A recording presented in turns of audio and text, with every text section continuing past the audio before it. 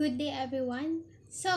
I'm here to discuss about the social learning approach, modeling theory of Albert Bandura. Okay, so here is our topic outline. So for the whole discussion, we are going to discuss these topics. First, facts about Albert Bandura. And then we're gonna discuss the core concepts of social learning theory, and then learning. And for learning, we will also discuss observational learning. And then under observational learning, we will tackle the modeling and the different steps in modeling process. And lastly, we will talk about self-efficacy. Now let's proceed to the facts about Albert Bandura. First, he is a prominent social psychologist from Mundare, Canada. So Mundare, Canada is a remote town and has limitations in education which caused him to become independent and self-motivated in learning. So he was born on December 4, 1925 and died on July 26, 2021 at the age of 95 due to congestive heart failure. So he was considered as the greatest living psychologist of all time. So he received his bachelor's degree in psychology from the University of British Columbia in 1949. So he went on to the University of Iowa where he received his PhD or Doctor of Philosophy in 1952. So while he was studying there, he met Virginia Barnes, an instructor in the nursing school. So later on, they got married and had two daughters, Mary and Carol. So in 1953, he started teaching at Stanford University. So while there, he collaborated with his first graduate student, Richard Walters, resulting in their first book, Adolescent Aggression, in 1959. Bandura was president of the APA, or what we call American Psychological Association, in 1973 and received the APA's award for distinguished scientific contributions in 1980. So he is also known as the originator of social learning theory, which is called social cognitive theory now. So it started as social learning theory in 1960s and was changed into social cognitive theory in 1986 to emphasize the major role cognition plays in encoding and performing behaviors. He is also the originator of the theoretical construct of self-efficacy, which we will discuss later on. And then, he is also responsible for the influential 1961 Bobodal experiment, which is done to demonstrate the concept of observational learning. Aside from B.F. Skinner, Sigmund Freud, and Jean Piaget, a 2002 survey ranked Bandura as the fourth most frequently cited psychologist of all time. And as I said earlier, he was widely described as the greatest living psychologist and one of the most influential psychologists of all time. Now, let's talk about the core concepts of social learning theory. So, social learning theory was proposed by Albert Bandura. So, it emphasizes the importance of observing, modeling, and imitating the behaviors, attitudes, and emotional reactions of others. So, social learning theory is a theory that proposes that new behaviors can be acquired through observing the attitudes or behaviors of other people, or what we call models. Then, They are imitated based on the consequences that follow the behavior our models show. So, social learning theory considers how both environmental and cognitive factors interact to influence human learning and behavior. Both environment and cognitive factors influences or affects the learning and behavior of an individual. So, depending on the type of the environment we are in or the models that we have, it determines the behavior we are showing to everyone. So, next we have three concepts or the heart of social learning theory. So, first, the idea that people can learn through observation.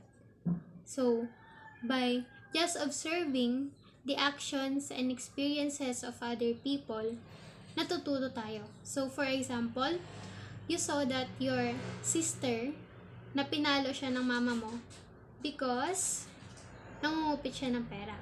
Ngayon, you'll learn na kapag ginawa mo yon or ginaya mo yung ginawa ng kapatid mo, magagalit sa'yo ang mama mo at papaluin ka rin.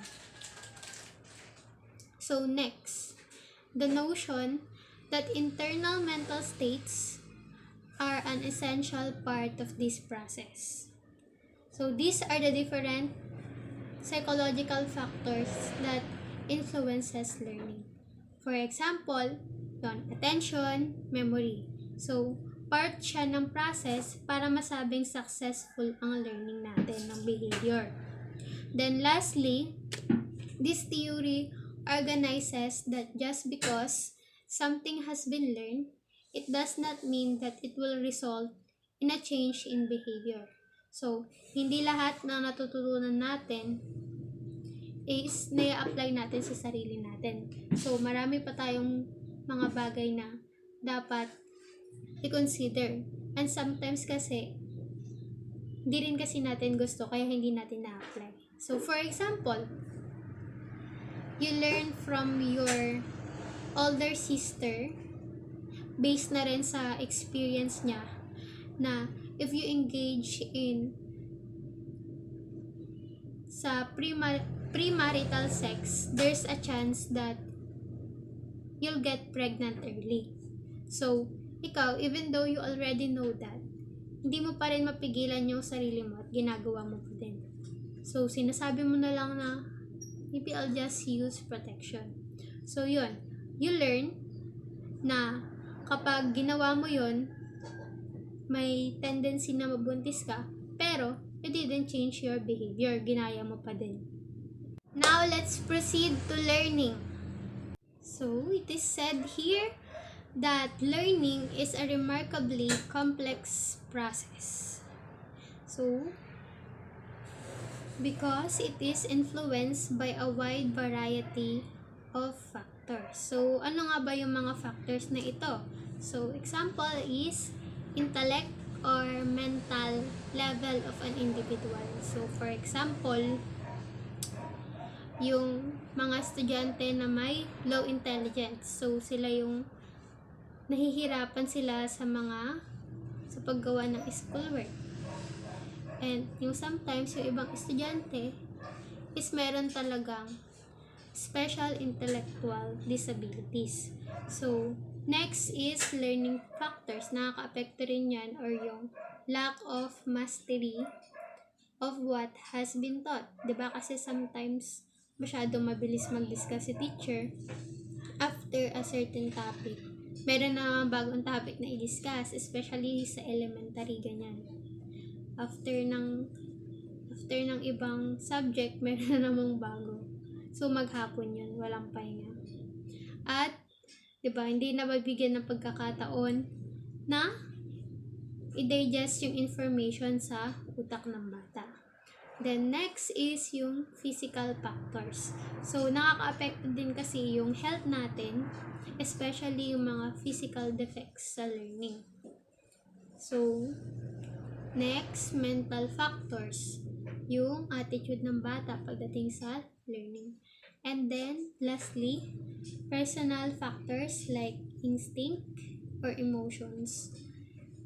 And social factors like cooperation and rivalry.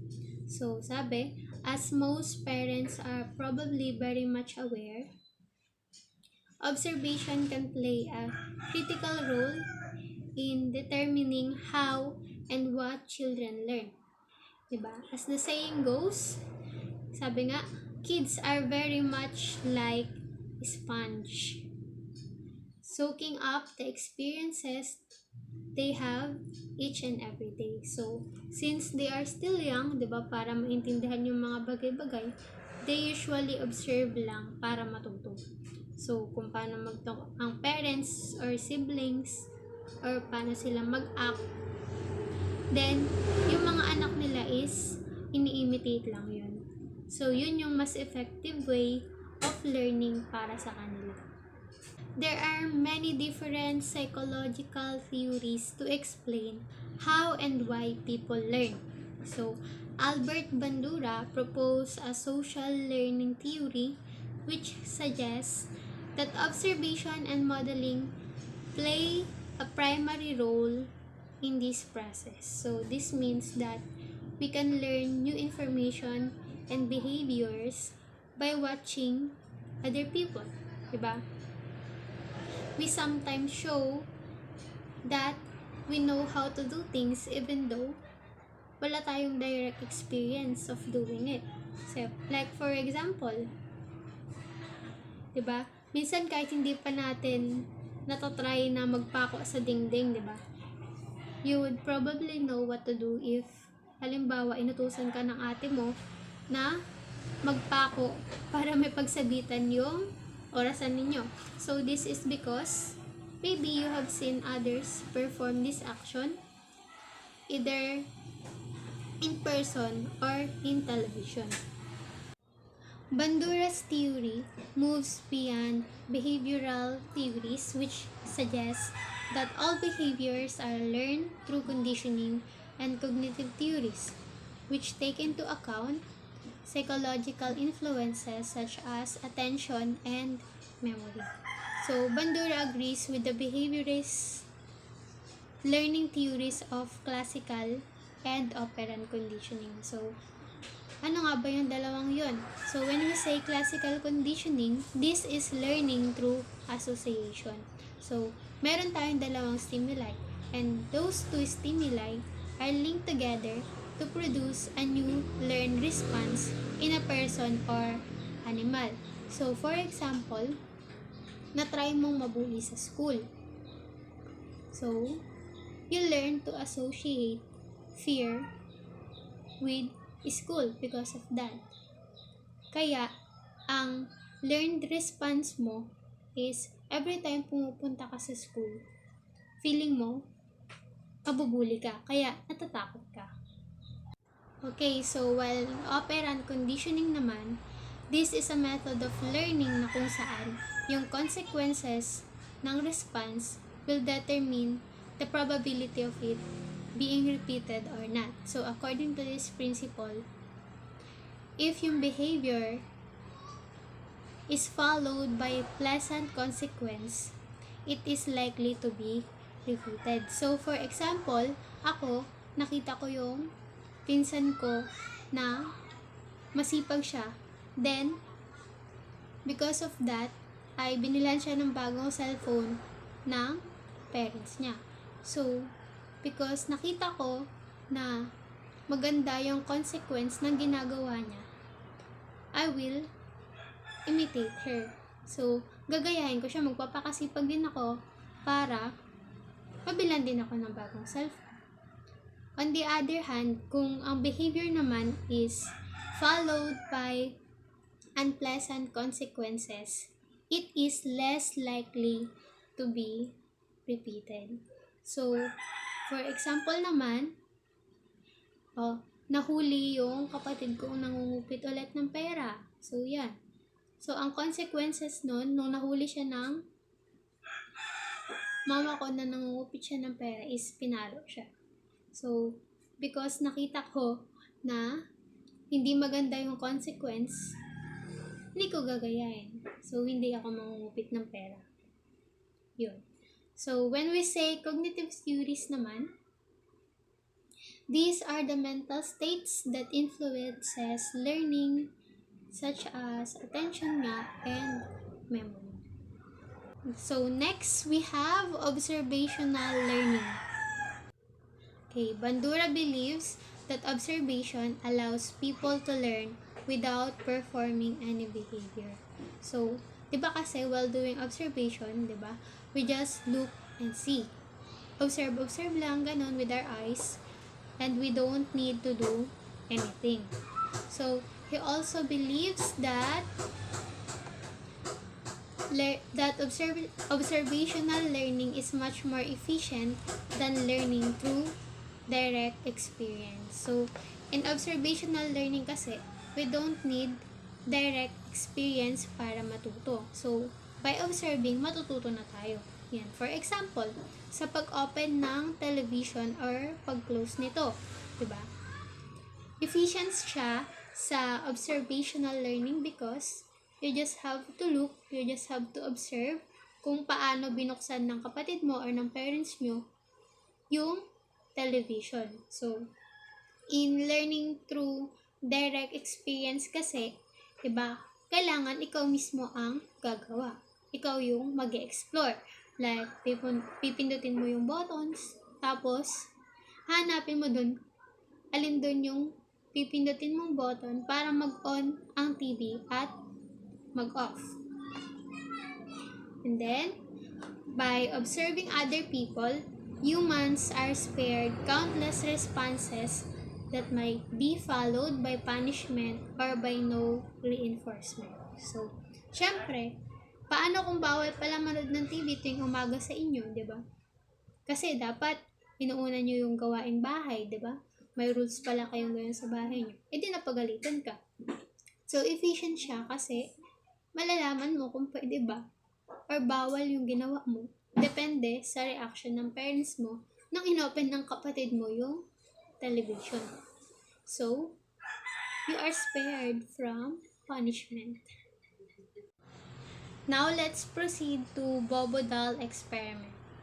So, the Bobo-Doll experiment was performed in 1961 by Albert Bandura to try and add credence to his belief that all human behavior was learned through social imitation and copying, rather than inherited through genetic factors. So, this study is all about aggression.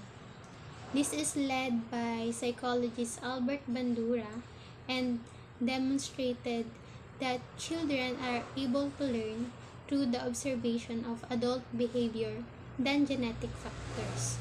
So, dito sa Bobo-Doll experiment, as we can see sa picture sa gilid, yan yung Bobo-Doll. Gumamit siya ng 3 and 5 foot or 1 and 1.5 meter inflatable plastic toys called Bobo-Dolls, which were painted to look like cartoon clowns. So, yan.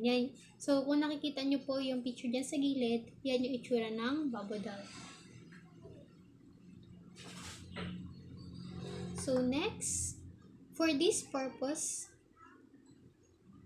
Bandura designed the Bobo-Doll experiment to try and prove that children would copy an adult role model's behavior. So, he wanted to show by using aggressive and non-aggressive actors that a child would tend to imitate and learn from the behavior of a trusted adult. So, the experiment involved exposing two different adult models. So, ang una, aggressive model, which show, of course, aggressive behavior, and non-aggressive one. So, after witnessing the adult's behavior, the children would then be placed in a room without the model and were observed kung i-imitate ba nila yung behaviors na na-witness nila. So, after after that, so as for the results of the experiment, children of both genders in the non-aggressive group did tend to exhibit less aggression. Okay, so as for the results of the experiment, so merong apat na conclusion doon. So una, yung mga children daw na na-expose sa non-aggressive group, they tend to exhibit less aggression. So hindi sila talaga nagpakita ng aggressiveness. While yung mga bata naman na na-expose to violent model, so after inalis yung violent model nila, so they tended to imitate the exact behavior that they observe. So pangatlo na conclusion is boys behave more aggressively than girls. So boys engage in more than twice as many acts of physical aggression than girls. Then lastly, na-conclude din nila na yung boys daw, they tend to imitate physical acts of violence. Samantala, yung mga girls naman, ang inimitate nila is more on verbal aggression. Now, let's proceed to modeling. So, individuals that are being observed are what we call models. So, in society, children are surrounded by many influential models such as parents within the family, friends within their peer group, teachers at the school, and even characters on children's TV.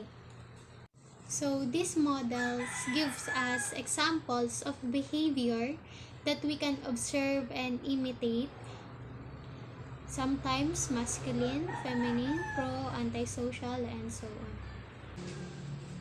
So children pay attention to some of these people, or what we call models, and encode their behavior.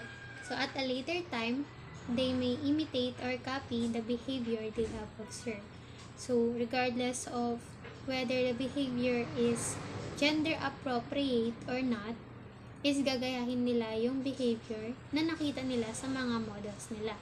Pero mostly, mas mataas talaga yung chance na a child will reproduce the behavior that is appropriate for his or her gender.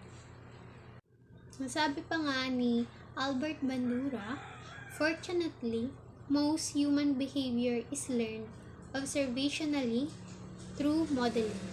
From observing others, one forms an idea of how new behaviors are performed, and on later occasions, this coded information serves as a guide for action. So, gaya nga na sinasabi ko, mag-start yun from observing the model. So, after observing the model, magkakaroon ng idea yung observer kung paano i-perform yung bagong behavior. Then, after that, the coded information serves as a guide for action. So, yun, after niya makita yon, may observe, ma-retain sa memory niya, gagamitin niya yung information na yon para finally ma-reproduce yung action. Okay, according to Bandura, we have three kinds of model. So first is what we call live model. It demonstrates a behavior in person. So for example, Ben stood up on his surfboard so that Julian could see how he did it. So there is no explanation kung paano niya ginawa, kung anong gagawin niya. Just pure demonstration or action only. So next is what we call verbal instructional model. So it does not perform any behavior, but instead it explains or describes the behavior. So for example naman, yung soccer coach tells his young players to kick the ball with the side of the foot, not with the toe. So, walang action naman or walang demonstration na nangyayari dito. Just pure verbal instructional lang. Words lang. And then lastly is what we call symbolic model. So, they can be fictional characters or real people who demonstrate behaviors in books, movies, television shows, video games, or internet sources. So, for example, Crash Landing on You K-drama series taught Anna to check the hotel room she's checked in for hidden camera and recorder. So, napanood niya sa isang K-drama at na-apply niya sa buhay niya. Kinaya niya yung behavior. Yun. So, next, we have steps in modeling process. So, Bandura describe specific steps in the process of modeling that must be followed para maging successful ang learning. So, we have attention, retention, reproduction, and motivation. So, here, the individual needs to pay attention to the behavior and its consequences and form a mental representation of the behavior. So, for a behavior to be imitated, it has to grab our attention. So, you must be focused on what the model is doing. You have to pay attention to it and form a mental representation. So, ano nga ba yung mental representation? When we say mental representation, it is a mental imagery of things that are not currently seen or sensed by our organs. So, for example, you are asked to recall your most memorable birthday party. So, hindi mo siya maalala lahat. But, you could remember who's with you that day, the place where it is held, and the smell of the food. So, you cannot really smell it, but you can imagine the smell of the food that time. So, with the help of mental representation, kasi information can retain to our memory. Next is we have retention. How well the behavior is remembered. The behavior may be noticed, but it is not always remembered, which obviously prevents imitation. So, it is important na magtagal siya sa memory natin. Kasi 'di ba may mga instances kasi na pumapasok naman siya sa isip natin na itatatak, pero after ilang days nakakalimutan din natin.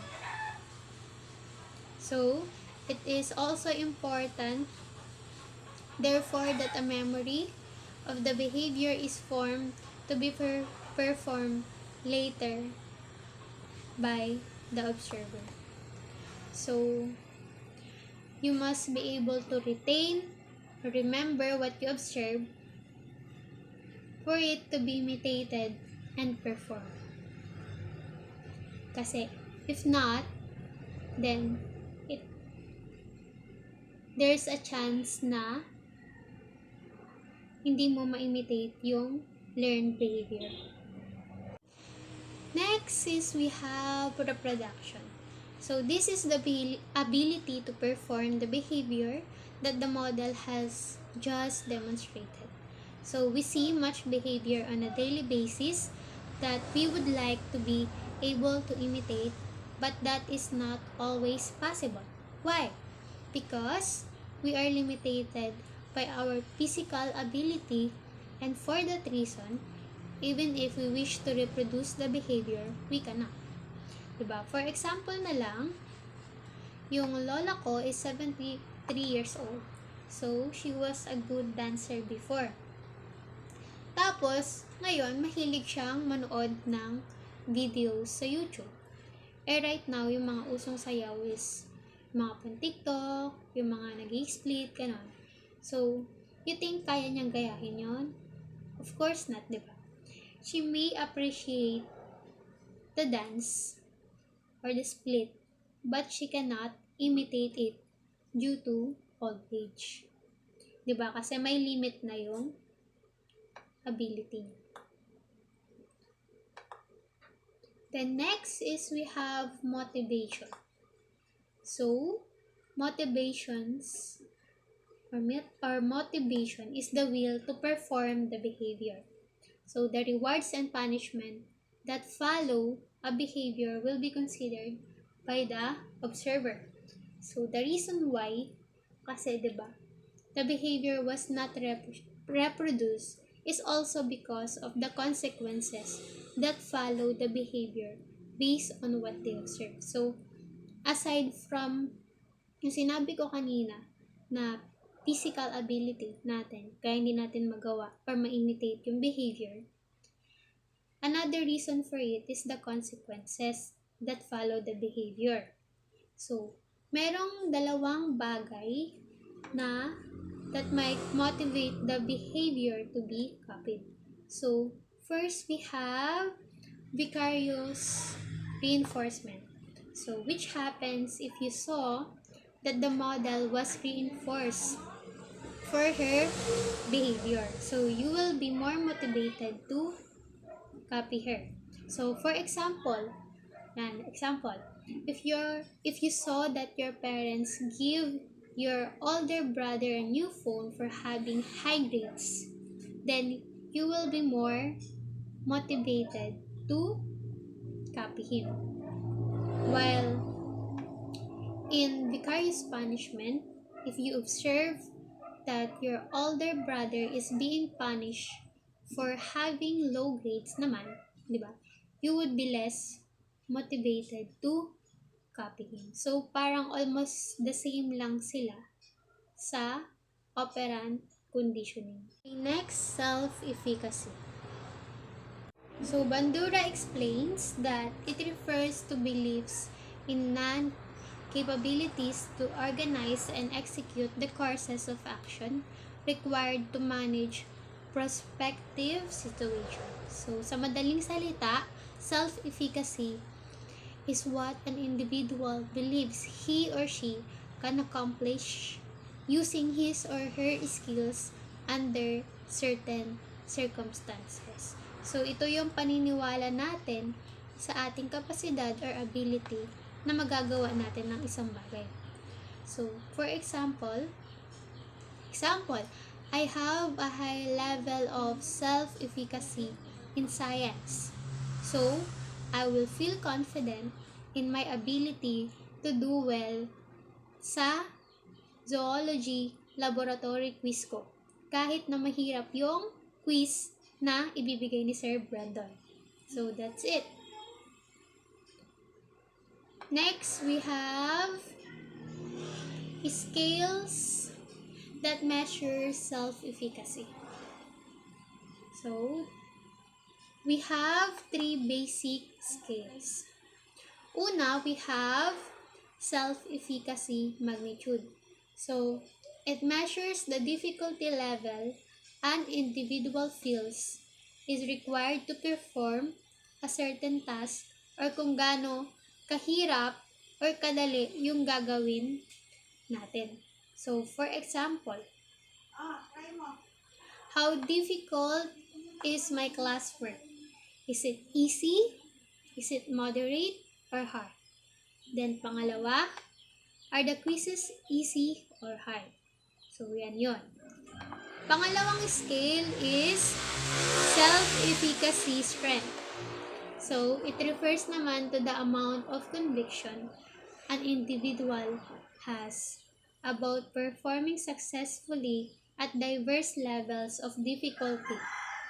Ito naman is kung gaano kalaki yung paniniwala mo, magagawa mo yung activity regardless kung gaano ito kahirap.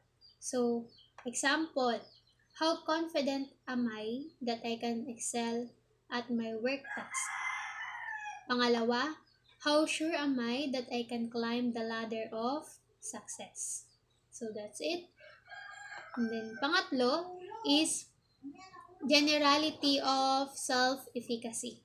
So it refers to the degree to which the expectation is generalized across situations. So dito naman is yung natutunan mo ba before is pwedeng i-apply sa task na ito? Enough ba yung knowledge mo para dito? Halimbawa, so how sure am I that what I have learned will apply to my new task? Yan. So yung una, self-efficacy magnitude. Pangalawa, self-efficacy strength. And then, pangatlo, generality of self-efficacy. Yan yung 3 basic scale that measures the level of self-efficacy natin. Then, we have the concepts about self-efficacy theory. So, this is para mas maunawaan natin ang self-efficacy.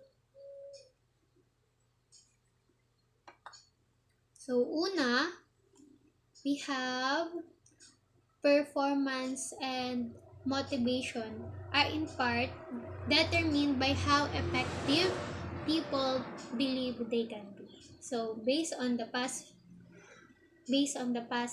performances and success natin, diba? Pati na din yung motivations natin, bakit nga ba tayo patuloy pa rin kahit minsan diba nag-fail tayo. We become confident about sa sarili natin. So, tas yun, habang padami ng padami yung nagagawa nating mga task ng maayos, pataas yung level ng self-efficacy natin. So, sabi nga dito ni Mahatma Gandhi, if I have the belief that I can do it, I shall surely acquire the capacity to do it, even if I may not have it at the beginning. Okay, so next is self-efficacy has been thought to be a task-specific version of self-esteem. Ano nga ba yung self-esteem muna? Ang self-esteem kasi ay how much you appreciate and like yourself regardless of the circumstances. So, it's like your personal worth and value or your belief to yourself. On the other hand, yung self-efficacy naman is your belief that you have the capability to do a certain task. So, yung self-efficacy, naka-specified siya sa task.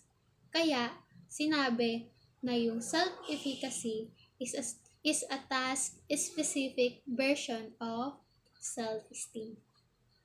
Okay, lastly, we have individuals are more likely to engage in activities for which they have self-efficacy and less likely to engage in those they do not. So, self-efficacy kasi has influence over people's ability to learn, their motivation, and their performance. So, because mostly people often attempt to learn and perform those tasks na alam nila or naniniwala silang magiging successful. So, halimbawa, there is an inter-high math competition. And because you know na hindi ka kagalingan sa math, then, hindi ka magiging interested sa pagre-review para ikaw yung mapiling ilaban sa ibang school. So, yun. So, that's it. I hope you learned something from me. So, thank you very much for watching.